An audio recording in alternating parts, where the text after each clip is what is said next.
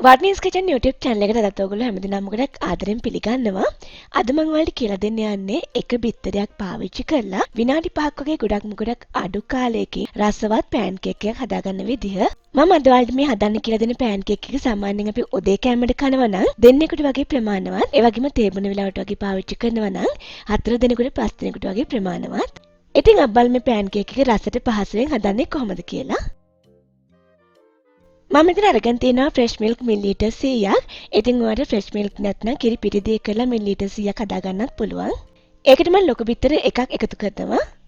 ඊළඟට මෙතන අරගෙන තියෙනවා දී කරගත්ත බටර් ග්‍රෑම් 40ක්. බටර් වෙනුවට ඔයාට මාගරින් එහෙම නැත්නම් පොල් තෙල් පාවිච්චි කරන්න පුළුවන්. ඒ වගේම වැනිලා තේ හැඳි භාගයක් එකතු කරනවා. සීනි මේසැලි 3ක් එකතු කරනවා. දැන් මේ ඔක්කොම මේ විදිහට හොඳින් මිශ්‍ර කරගන්න ඕනේ. ඉතින් ඔයා අද නම් මුල්වලට මගේ වීඩියෝ එකක් බලනවා ගොඩක් ආදරෙන් මගේ channel එකට පිළිගන්නවා. ඒ වගේම ඔයා මාව තම subscribe කරන්න නම් විතරක් මේ වීඩියෝ එකට පල්ලෙහෙන් තියෙන රතු පාට subscribe button එක සහ ඒ ළඟින්ම තියෙන පුංචි bell icon එක click කරන්න. ඒ වගේම මේ වීඩියෝ එක වැදගත් කියලා හිතෙනවා නම් තවත් කෙනෙක්ට බලන්න share කරන්න. ඊළඟට මෙතන අරගෙන තියෙනවා පිටිකෝප්ප එකක් ග්‍රෑම් 130ක්. ඒකට මම බේකින් පවුඩර් 3 කලක් එකතු කරා.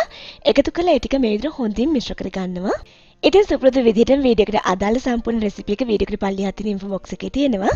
එතනින් රෙසිපි එක ගන්න ඕගොල්ලෝ. දැන් පිටි සහ බේකින් පවුඩර් ටික මේ විදිහට බිත්තර මිශ්‍රණයට දාගන්නවා. දැන් මම මේ ඔක්කොම මේ විදිහට හොඳින් මිශ්‍ර කරගන්නවා. ඉතින් ඔයාලට මේ වගේ බැලුන් විස්කියක් නැත්නම් හැන්දකින් වගේ මේ වැඩේ කරන්න පුළුවන්. පිටි කැට නැති වෙන්න මේ විදිහට හොඳින් මිශ්‍ර කරගන්න ඕනේ ඔක්කොම ටික. ඉතින් ඔයාලා දකින්න නැති විනාඩි 2ක් 3ක් වගේ ගොඩක් අඩු කාලයකින් අපිට අපේ පෑන් කේක් බැටර් එක හදාගන්න පුළුවන් වුණා කියලා.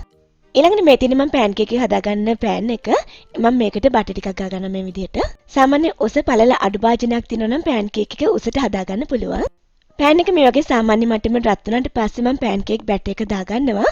ඉතින් ලිපේ ගින්දර නම් ගොඩක් අඩුවෙන් තියෙන්න ඕනේ. ලිපේ ගින්දර ගොඩක් වැඩි වුණොත් පෑන් කේක් එක පිච්චෙන්න කලින් අඩිය කර වෙන්න පුළුවන්. දැන් මම පෑන් කේක් එක මේ විදිහට උඩින් වහලා විනාඩි කිහිපයක් හොඳින් පුච්ච ගන්නවා. පෑන් කේක් එකේ මතු පිට මේ වගේ යාන්ත්‍රණයෙන් වියලිගෙන එද්දී අඩිය මේ විදිහට බලන්න ඒක හොඳ ගෝල්ඩන් කලර් එකට ඇවිත් තියෙනවා නම් මේ විදිහට අනිත් පැත්ත හරව ගන්න. පෑන් කේක් එකේ මතු පිට තාම හොඳින්ම වියලිලා නැහැ. තෙත මට්ටමට තියෙන්නේ. දැන් යටපැත්තත් හොඳින් පිච්චෙන්න ඉඩ හරින්න විනාඩි කිහිපයක් ලිපේ ගින්දර ගොඩක් අඩුවෙන් තියෙන්න ඕනේ. ඉතින් ඔයාලට පේනද පෑන් කේක් එක ගොඩක් ලොකුට හදාගත්තත් යට ගොඩක් ලස්සනට හොඳට හැදිලා තියෙනවා. ඊළඟට මම ප්ලේට් එකට මාරු කරගන්නවා මේක. ඔයාලට පේනද පෑන් කේක් එකේ යටපැත්තත් හොඳින් ලස්සනට පිච්චිලා තියෙනවා කියලා.